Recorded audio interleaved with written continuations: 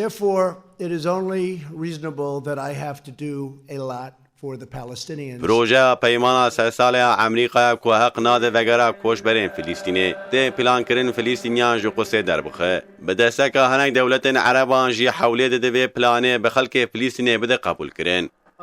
پشتی 14 گولانا 1948 ده سیونیستان قاشو خسریا خو لسر آخ فلسطینی اعلان کرن. ام هاتن و مرحله او پیواجوی پشتی و تاریخ او دیرو که جبو فلسطینیان فلاکتن به دهان سالان دست پیکر.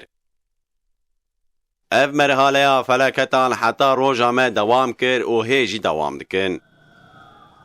دوی مرحله او پیواجوی ده آخین فلسطینی به پرانی هات اشکال کرن. به هزاران مسلمان هاتن قتل کرن. به میلیونان مسلمان هاتن سرگون کرن. به صدان گون هاتن شوتاندن و هلوشاندن. هنک باجر جی کرن یهودی. جنک به یعنی جی فلاکتا مزن حتی ایرو سیونیستان اشغالا خود برفرک کرد. حتی نهاج 27,000 کیلومتر جی سدی 85 اشغال کرن. مسلمان فلسطینی جی آنجاق 615 یعنی استفاده بکن. سیونیستین گو هر فرسنده دنرخینن ده سالا 1967 ده. قلسا روجلات و شریعه روجوا اشغال کرد. مسکنین یهودیان چکرن و اف چکرنا مسکنان هجی دوام دکن.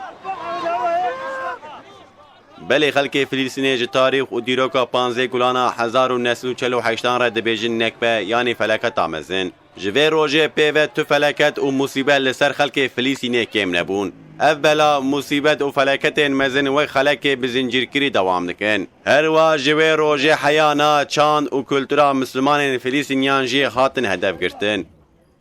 جوه تاریخ ور دیگر زیده بونا نفوسه. مهاجرین فلسطینی لحم دنیای گها 6 میلیون کسان. جوانان 5 میلیون و 300,000 کس قادن آژانسا آلیکاریا کوشبران آ فلسطینی نتوین یک بوینه.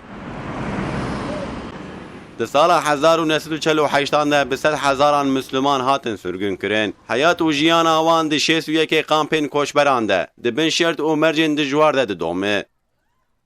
هری زیده خلق فلسطینی لغازه که ده بن آبلوغ سیونیستان ده دجن. لوی داره 8 کامپین کوشبر و پنابر آهنن. قامپا جیبیلیایا کوشبران 108,000 فلسطینیان را مازوان تیده که اف قامپا هری مزنه و ده سال 1978 ده انتفاده لوی داره دست بیکر. ده مرحله آوابونا رژیم سیونیستان ده فلسطینی مجبوری جه آخه خود دور کتن. چو خود سپارتن جیران ولاتان. لبنان 12، اردن 10 و سوری جی 10 کامپین کوشبرین فلسطینیان هنن. بله اف پلانا شیطانیا جی طرف تران و هاتی اشکره کرن. نه تنه مسلمان فلسطینی پیشا روژا همو مسلمانان تهدید که. نه تنه فلسطین، قدس و همو عالم اسلامی دکه بن هدف آخو.